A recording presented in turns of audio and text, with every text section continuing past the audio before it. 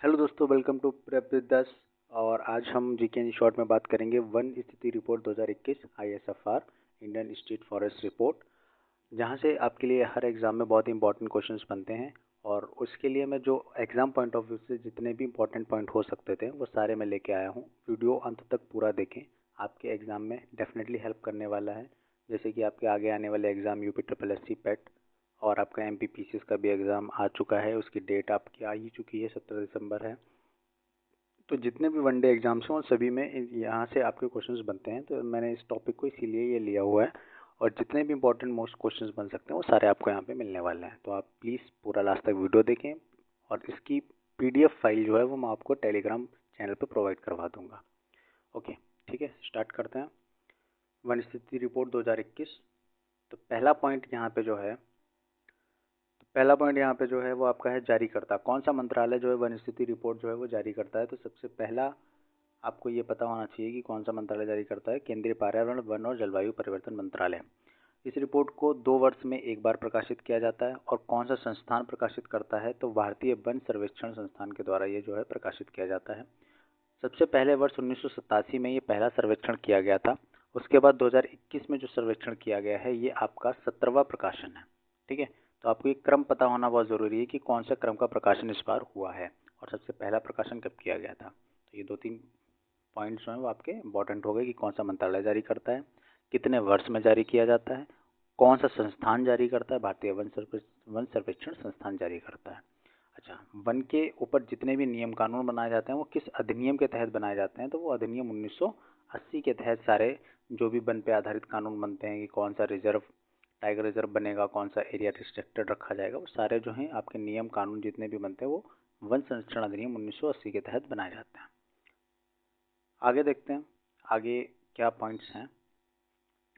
आगे आपका दे रखा है वनों की 3 श्रेणियों का सर्वेक्षण किया जाता है। तो यहाँ पे जो वनों की सर्वेक्षण किया जाता है उन किन श्रेणियों का किया जाता है उसके बारे में है।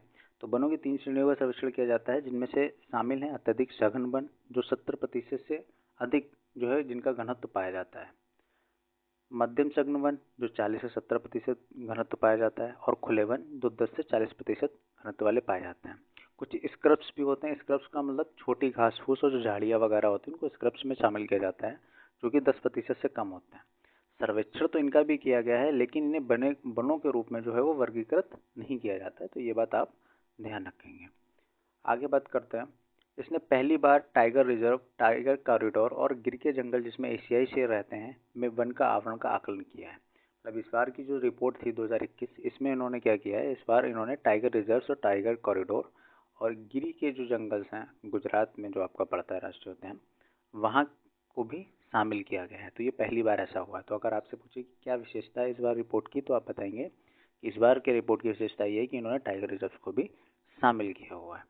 आगे देखते हैं। बक्सा पश्चिम बंगाल, अन्नामलाई तमिलनाडु और इंद्रावती रिजर्व छत्तीसगढ़ के वन क्षेत्र में वृद्धि देखी गई है। मतलब कि इन क्षेत्रों में वनों में क्या देखी गई है, वृद्धि देखी गई है।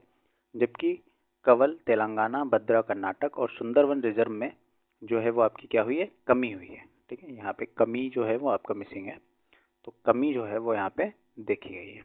ओके, नेक्स्ट पॉइंट है आपका अरुणाचल प्रदेश के पक्के टाइगर रिजर्व में सबसे अधिक लगभग 97% वन आवरण है। ठीक है, नेक्स्ट पॉइंट यहाँ पे है देश में कुल वन एवं वृक्षावरण कितना है। अच्छा, यहाँ से जो पॉइंट शुरू हो रहे हैं वो आपके डायरेक्टली एग्जाम में पुट किए जाते हैं, तो ये आपको रिमेंबर होना चाहिए। परसेंटेज में भी पूछा जाता है और वर्ग किलोमीटर में भी पूछ देता है। तो देश में कुल वन एवं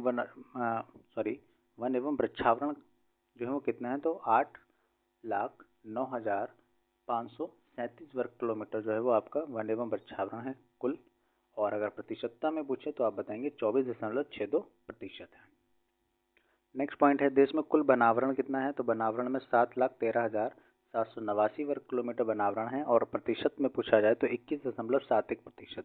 ज़्यादातर आपको क्वेश्चन जो है प्रतिशतता में ही देखने को मिलेंगे। देश में कुल वृक्षावरण जो है वो 95,748 वर्ग किलोमीटर और 2.91% जो है वो वृक्षावरण है देश में। आगे है कुल वृद्धि वन और वृक्षावरण में कितनी ही दर्ज की गई है, तो वो 2.21 2.26 वर्ग किलोमीटर जो है वो कुल वन और वृक्षावरण में वृद्धि दर्ज की गई। मतलब वृद्धि का मतलब है इससे पहले जो वन स्थिति रिपोर्ट निकली थी वो 2019 में निकली थी, क्योंकि 2 वर्ष के बाद निकलती है। तो 2019 के कंपेयर में अभी जितनी वृद्धि दर्ज की गई वो 2.261 वर्ग किलोमीटर दर्ज की गई है। आगे तुलनात्मक रूप से यहाँ पे बात की गई है, वनावरण में वृद्धि 1540 वर्ग किलोमीटर, मतलब कि 2019 की तुलना में 0.22%। वृक्षावरण में वृद्धि की बात की जाए तो 2019 की तुलना में 0.76%। वर्ग किलोमीटर में बात करें तो 721 वर्ग किलोमीटर। देश में कुल मैंग्रोव वन कितने हैं? तो मैंग्रोव वन 4952 वर्ग किलोमीटर में पाए जाते हैं। और कितनी वृद्धि हुई है 2019 के मुकाबले? तो 17 किलोमीटर पर स्क्वायर की जो है वो वृद्धि दर्ज की गई है मैंग्रोव वनों में। आगे हम बात करें तो सर्वाधिक मैंग्रोव वन क्षेत्र वाले राज्य कहाँ पे पाए जाते हैं उस बारे में है। तो पश्चिम बंगाल, जैसा कि आप जानते होंगे मैंग्रोव वन मतलब कि सुंदरबन डेल्टा, आपका सबसे ज़्यादा मैंग्रोव वन क्षेत्र पाया जाता है सुंदरबन डेल्टा। ठीक है, उसके बाद गुजरात, अंडमान निकोबार।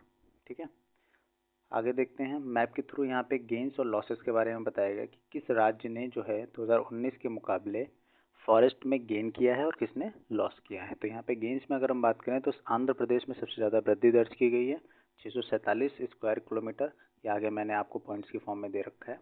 तेलंगाना 632 स्क्वायर वर्ग किलोमीटर और उड़ीसा में 537 वर्ग किलोमीटर जो है वो वृद्धि दर्ज की गई है।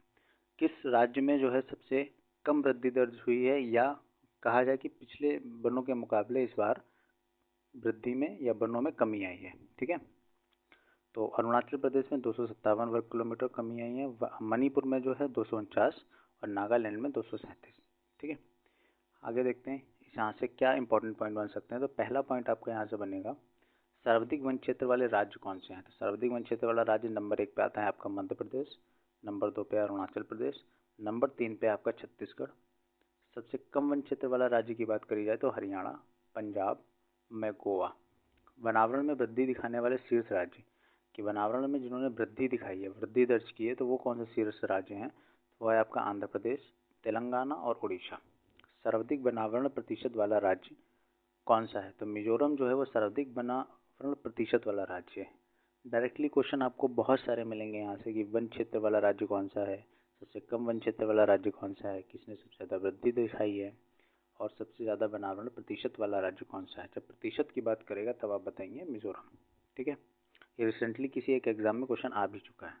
देश के वनों में कुल कार्बन स्टॉक कितना है? तो देश के कुल वनों में कार्बन स्टॉक 7204 मिलियन टन लगभग जो है वो पाया जाता है।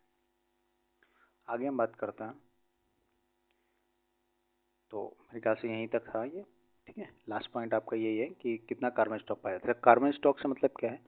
वनों में जो कार्बन की मात्रा पाई जाती है वो कितनी है। तो कुल जितना भी वन क्षेत्र पाया जाता है इंडिया के अंदर, उसके हिसाब से कितना कार्बन स्टॉक जो है वो बनता है, वो आपका पूछा है यहाँ पे। तो 7204 मिलियन टन। मेरे ख्याल से आपको वीडियो बहुत ही यूज़फुल लगा होगा। आप ये सारे वीडियोस की नोट्स बना सकते हैं, आपको पीडीएफ टेलीग्राम चैनल पे मैं प्रोवाइड करवा दूंगा। कई सारे डिफरेंट वनडे एग्जाम्स में इस तरीके के क्वेश्चन आपको बहुत सारे मिलते हैं। जीके इन शॉर्ट में मैं आपको इसी तरीके के कई डिफरेंट टॉपिक्स, छोटे छोटे जहाँ से क्वेश्चन बनते हैं, आपका कभी ध्यान नहीं जाता है या छूट जाते हैं, तो उस सारे टॉपिक्स में कवर करवाते चलूँगा। क्योंकि रिसेंटली बहुत सारे एग्जाम्स आ रहे हैं, तो आपको उसमें बहुत ज़्यादा हेल्पफुल रहेगा। लेकिन उसके लिए मुझे एक चीज़ चाहिए, आपका सपोर्ट। आप प्लीज़ वीडियो को ज़्यादा से ज़्यादा शेयर करें, सब्सक्राइब करें, चैनल को लाइक करें, ताकि वीडियो को रीच मिले, मुझे मोटिवेशन मिले, ताकि मैं कंटेंट ज़्यादा तक लोगों को पहुंचा सकूं। तो प्लीज़ आपसे यही मेरा निवेदन है, रिक्वेस्ट है कि आप ज़्यादा से ज़्यादा देखें, वीडियो को पूरा कंप्लीट देखें, शेयर करें, लोगों की हेल्प करें। Okay, thank you for watching, thank you so much.